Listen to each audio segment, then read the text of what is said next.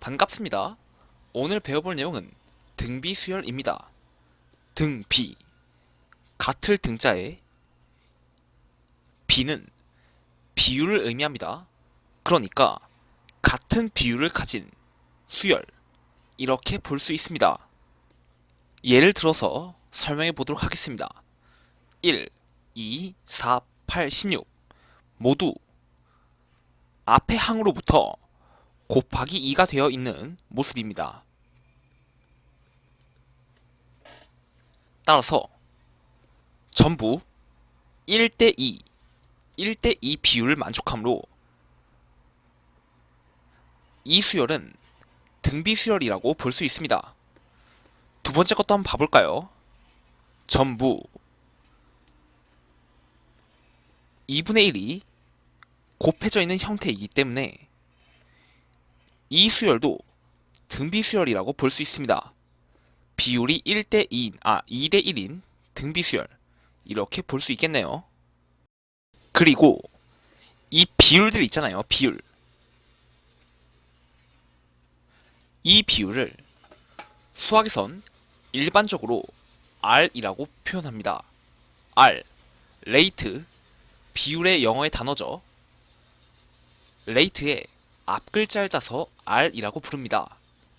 그러니까 등비수열 첫째 항, 둘째 항, 셋째 항, 넷째 항, 다섯째 항이 있을 때 등비수열의 첫째 항을 A로 두고 공비를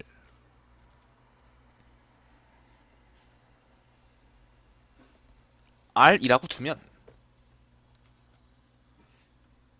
첫째 항은 A니까 얘는 A, 얘는 A 곱하기 R, 얘는 A 곱하기 R의 제곱, 얘는 A 곱하기 R의 세제곱, 얘는 A 곱하기 R의 네제곱이 된다는 것을 알 수 있습니다.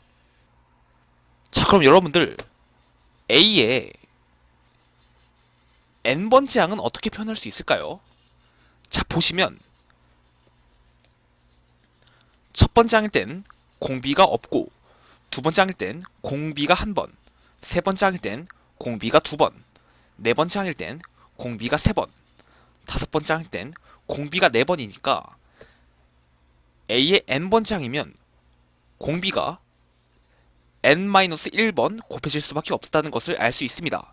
따라서 등비수열의 일반항은, 즉 n번째 항은 첫째 항 곱하기 공비, 거기에 마이너스 n-1의 제곱을 해주면 된다는 것을 알 수 있습니다. 그러면 귀납적으로 정의를 해보겠습니다. 첫 번째 항은 두 번째 항에 곱하기 2를 해준 형태니까, 다시 뒤의 항은, 인접한 뒤의 항을 생각을 해보면 뒤의 항은 앞에 있는 항으로부터 곱하기 2가 되어져 있는 형태니까, 즉 공비가 곱해져 있는 형태니까 A의 n 플러스 1 항은 그 앞의 항인 A의 n번째 항으로부터 곱하기 R을 했다, 이렇게도 볼 수 있습니다. 전혀 어렵지 않습니다. 그러니까 이 방식이나 이 방식이나 등비수열을 표현하는 방법이라고 볼 수 있습니다. 자, 그럼 지금부터 등비중앙에 대해서 배워보겠습니다. 등비중앙, 바로 이 중자가 가운데 중자입니다. 그러니까 등비수열 중 가운데에 있는 수열, 이렇게 볼 수 있겠네요. 자, 지금부터 제가 임의로 이렇게 세 개의 항을 묶어 보았습니다. 그러면 이 세 개의 항 중에 등비중앙은 당연히 2가 되겠죠. 가운데 있으니까. 그런데 이때 이러한 성질이 발생합니다.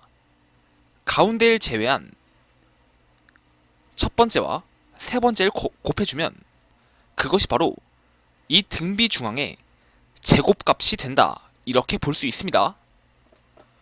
1 곱하기 4는 4, 동시에 4는 2의 제곱. 또 볼까요? 4, 8, 16을 묶어보겠습니다. 그러면 4 곱하기 16은 64인데 얘는 8의 제곱이기도 하죠. 등비 중앙인 8의 제곱. 이런 식으로 8, 16, 32, 16, 32, 64도 직접 계산해 보시면 마찬가지라는 것을 알 수 있습니다. 그러면 왜 이런 현상이 벌어지냐? 등비수열 AN이 있다고 해보겠습니다. 그리고 연속된 세 항이 있다고 가정할게요. AN-1, A의 N, A의 N 플러스 1 이렇게 있겠죠. 그런데 이 연속된 세 항이 등비 중앙인 A의 N의 기준에서 보면 얘는 공비가 한 번 나눠진 값이 될 겁니다. A의 N 플러스 1은 공비가 한 번 곱해진 값이 되겠죠. 그러니까 A의 N-1은 R분의 AN이다 이렇게 표현할 수 있습니다. A의 N 플러스 1은 A의 N 곱하기 R 이렇게 표현할 수 있을 겁니다. 그러면 둘을 곱해주고 그러면 R이 사라지죠. 그러면 A의 N제곱이 된다는 것을 알 수 있습니다. 바로 이 등비 중앙 A의 N제곱과 같아질 수밖에 없다. 이것을 알 수 있습니다. 어렵지 않습니다. 그러면 A, B, C 이 세 수가 등비 수열의 항이라고 생각하면 당연히 등비 중앙인 B의 제곱은 A 곱하기 C가 된다는 것을 알 수 있습니다. 따라서 A 곱하기 B 곱하기 C는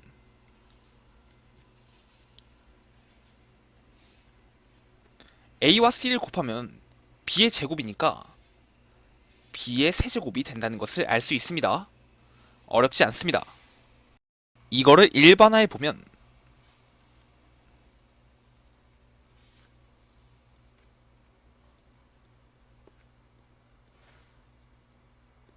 이렇게 표현할 수 있을 것 같습니다.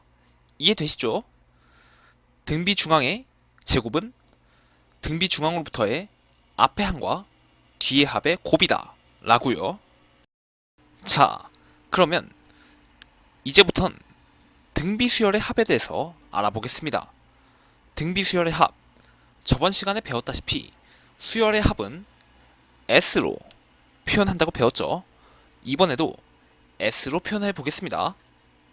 Sn, 이 n의 의미는 첫째 항부터 n항까지의 합이라고 저번 시간에 설명드렸습니다. 그러니까 Sn은 첫째 항부터 둘째 항, 셋째 항 쭉 가서 n번째 항이 될 겁니다. 이것을 첫째 항을 A라고 하고 공비를 R이라고 하면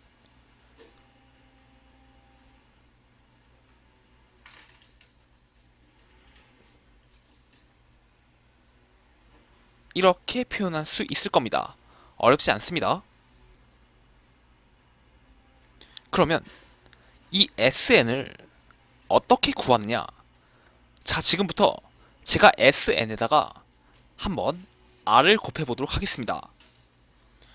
R. 그러면 R 곱하기 SN은 AR 플러스 여기다가 R을 곱해준 값이니까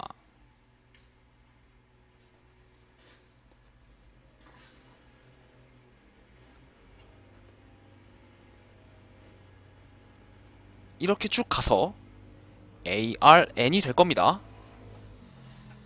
그러니까 RSN은 첫째 항이 SN은 첫째 항이 A인데 RSN은 첫째 항이 AR인 그리고 공비가 R인 등비 수열이라고 볼 수 있습니다. 자, 그러면 지금부터 얘와 얘를 빼줄 거예요. 얘와 얘를 왜 이렇게 못 그어? 죄송해요. 연립해서 빼주도록 하겠습니다.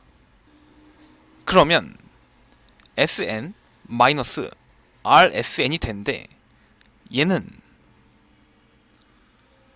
지워지고 지워지고 지워지고 지워지고 A와 A 플러스 A 곱하기 Rn만 남을 것입니다. 그러니까 얘에서 얘를 뺀 값이 되겠죠. 따라서 이렇게 된다는 것을 알 수 있습니다. 계산을 편리하게 하기 위해서 공통 분모로 묶으면 얘는 이렇게 되겠죠. 얘는 이렇게 될 것입니다. 우리의 목표는 수열의 합인 Sn을 구하는 거기 때문에 양변을 1-R로 나누겠습니다. 그런데 양변을 1-R로 나누어야 하니까 R이 1이 되면 안 되겠죠. 왜? 수학에서는 어떤 수를 0으로 나눈 행동이 안 되니까. 그러면 Sn은 1-R분의 A 곱하기 가로 열고 1-N 제곱 가로 닫고 이렇게 된다는 것을 어렵지 않게 이해할 수 있습니다. 어렵지 않죠? 즉 등비수열 첫째 항부터 n항까지의 합은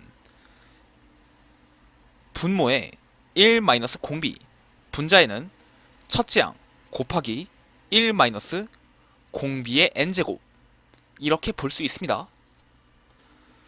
단 명심해야 될 거 공비가 1이 아닐 때 이렇게 정의된다는 것을 알 수 있습니다. 아니 그럼 선생님 공비가 1일 때는요?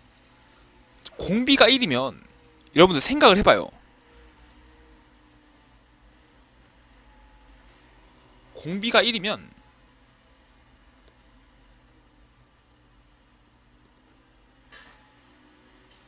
바로 구할 수 있죠. 생각해보세요.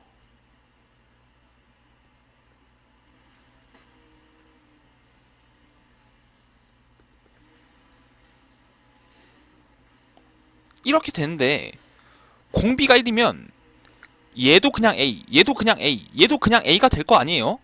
그러니까 이 전부가 A인데 A가 총 N개 있으니까 그때는 그냥 첫째 항이 N개 있다 이렇게 볼 수 있는 겁니다. 아, 간단하네요. 그쵸?